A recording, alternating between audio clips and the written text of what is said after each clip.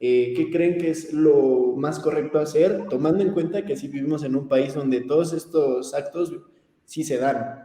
Sí se da el feminicidio, sí se da el robo a habitación, sí se dan las violaciones. Entonces, bueno, o sea, también se entiende de por un lado por qué lo quieren proteger, ¿verdad? Pero pues al mismo tiempo tenemos un país donde no se ocupa bien. Entonces estamos como así. ¿Qué harían ustedes? Pero cuéntanos. Pues es que la verdad yo estuve, o sea, leyendo y investigando sobre esto y me parece que, o sea, si yo tuviera que tomar una postura, sin duda creo que sería quitar esta figura, porque me parece, aparte de que una violación directa a lo que significa la presunción de inocencia, creo que México, el fondo de este tipo de pues, prevenciones que no funcionan y de las medidas cautelares que no funcionan en México en general, es porque tenemos un sistema de justicia deficiente. Y así sea con este tipo de medidas o sea con alguna querer tener a las personas con, no sé, arresto domiciliario. Me parece que todo esto no va a funcionar si el sistema de justicia en México sigue siendo tan deficiente. O sea, ¿cómo vamos a poder tener la certeza de que vas a tener un proceso de enjuiciamiento justo si vas a pasar 17 años en la cárcel esperando a que te den una sentencia para que al final muy probablemente pueda suceder que digan, ay, bueno, sí, eras inocente, una disculpa, y claramente esos 17 años, o sea, lo que implican, precisamente hace rato estaba leyendo lo que significó para estas dos personas que están presentando su caso en la Corte Interamericana, es que decían, uno de ellos tuvo que dejar sola a su esposa con 8 hijos. Su esposa tiene 3 empleos para poder pues alimentar y mantener a sus hijos. El otro señor se hizo abogado en la cárcel para poder defenderse por sí solo y poder llevar su juicio hasta a estos tribunales internacionales. Entonces, creo que lo que decía Ana Pau también hace rato, 4 de cada 10 personas están en la cárcel esperando a que les den una sentencia.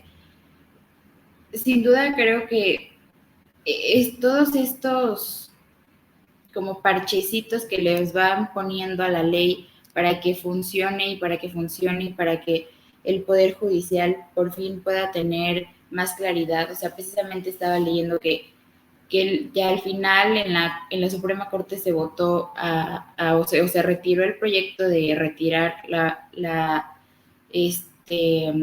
prisión preventiva oficiosa porque México no está listo para tener una figura, para poder manejar estos delitos que están enlistados en el artículo 19 de una manera eficaz o de una manera inmediata. Pero pues es que si de entrada un juez no puede dictar y nuestro sistema judicial no tiene la capacidad para atender este tipo de delitos, o sea, pues entonces, ¿quién nos va a tener? Porque esta figura no hace la diferencia, todo lo contrario, está manteniendo gente en la cárcel por mucho tiempo que al final resultan ser inocentes o que al final, o sea, estaba leyendo testimonios también de familiares que han tenido personas en la cárcel sin un juicio. Muchos de ellos se mueren en la cárcel esperando su sentencia. O sea, creo que eso es la cosa más inhumana que puede suceder dentro de las cárceles y dentro del sistema judicial en general. O sea, la lista que está en el artículo 19 es tan arbitraria, si se puede decir, porque dice homicidios. Pero es que homicidios puede ser una mujer que mató a su esposo tratando de defenderse de la violencia doméstica que estaba viviendo, a una persona que asaltó a otra en la calle y lo mató. O sea, me parece que el problema central de esto es que si no tenemos la capacidad de humanizar los procesos judiciales en México, ninguna figura como esta podría funcionar. O sea, Está súper fuerte.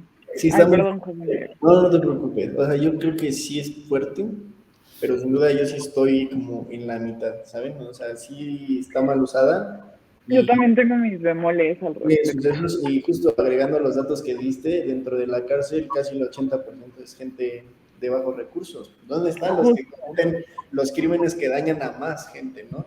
O sea, Sí, ¿cómo es una forma, justamente el juez que está llevando, bueno, no es juez, Saldívar? el ministro Luis María Aguilar, Ah, que está llevando el caso en la Suprema Corte de Justicia, justamente lo que dice es eso. A ver, esta medida cautelar, punto que sí funciona, pero al menos en México se ha abusado de ella y se ha utilizado para marginalizar y para criminalizar la pobreza.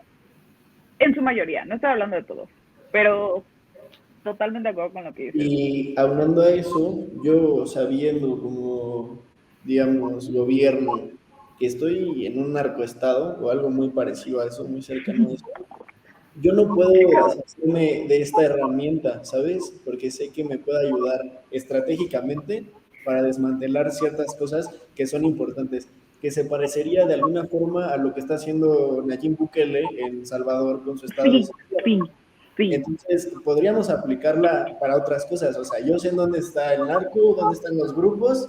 Oye, no les voy a preguntar si están de acuerdo, si están inocentes. O sea, llegas directo y los arrancas, ¿sabes? Pero no se usa de esa forma esta figura. Se está usando Y es justo... que ese es el contexto de por qué surgió esta figura. Esta figura surgió. No estoy muy segura sobre esto, pero al menos se ha utilizado, más bien. No, no voy a decir que surgió porque eso sí no lo sé cuándo surgió. Pero sí puedo decir que estas medidas cautelares se utilizaron mucho, al menos en la guerra contra el narco con Felipe Calderón. Porque justamente hay que ver el contexto de seguridad que suscitó en ese momento y que se está suscitando hoy en día. Con Felipe Calderón, obviamente, si tú estabas en tu guerra contra el narco y tenías que agarrar gente lo más pronto posible, a través de tu prevención preventiva oficiosa podías lograr que las personas entraran a la cárcel y después ahí aguardara que tuvieran su debido juicio, ¿no? Pero, o sea, ya viendo el contexto de seguridad actual, a ver, Andrés Manuel quiere militarizar la Guardia Nacional.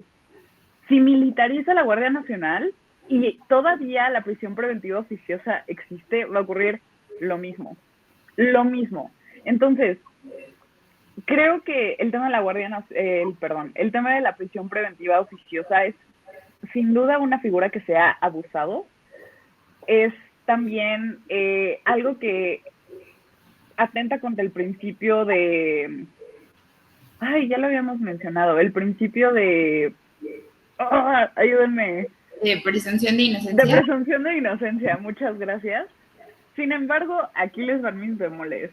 Soy una persona que de verdad, que cree en que se tiene que juzgar con perspectiva de género. ¿Esto qué quiere decir? La perspectiva de género, cuando se juzga con perspectiva de género, es para identificar factores estructurales que generan desventajas políticas, económicas, sociales y estructurales. Y en ese sentido, yo creo que el tema de feminicidio es mi bemol y mi paréntesis. Y esto es solo opinión mía, porque estoy totalmente de acuerdo en que sí hay una violación al principio de presunción de inocencia. Sin embargo, también el que haya prisión preventiva oficiosa para potenciales feminicidas es una forma de juzgar con perspectiva de género. Justo, o sea, ¿qué es eso? O sea, no es quitarla, sino decir, ok, yo puedo agarrarte, pero no te voy a dejar 20 años, ¿sabes? O sea, estableces que debe de haber un lapso para que dentro de esa prisión preventiva oficiosa tengas que presentar las pruebas. Un lapso entendible, ¿no? O sea, no 20 años sin posibilidad de juicio, sin posibilidad de defenderse, pues ahí sí no tiene sentido absoluto, ¿no? Y nos sentimos sobre todo como amenazados. Yo creo que sí va más como el regular, porque sí sirve esta figura, si la analizamos, nos puede servir si la usamos bien, sobre todo en temas de inseguridad, de violencia.